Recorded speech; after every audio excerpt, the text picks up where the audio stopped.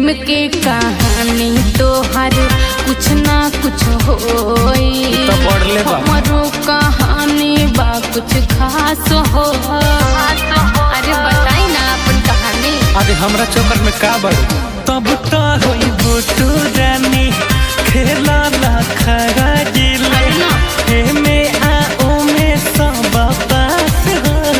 बस ऐसन कोनो बात के करक के बाद पिया वाले बोला अपन उठावा के पानी हो अरे पानी हो।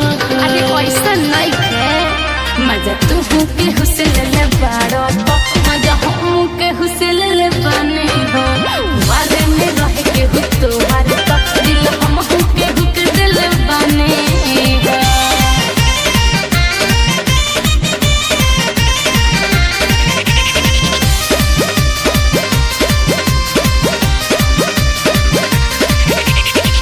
पहले के बात भूल जा हम भूला दे चल पर नया शुरुआत हो। अरे टेंशन मत लेना सब ठीक हो जाएगा। अरे कैसे न ली अमित जाना देखे मन माना ताना देखे मनी नहीं पर भासुहा के रात हो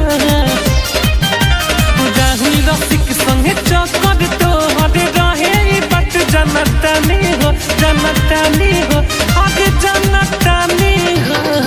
तोहरा का पता बा मजा तू के हुस्न ले बारो तो मजा हो के हुस्न ले बने हो बारे में रह के हो तो हर तो दिल हम के दिल बने हो।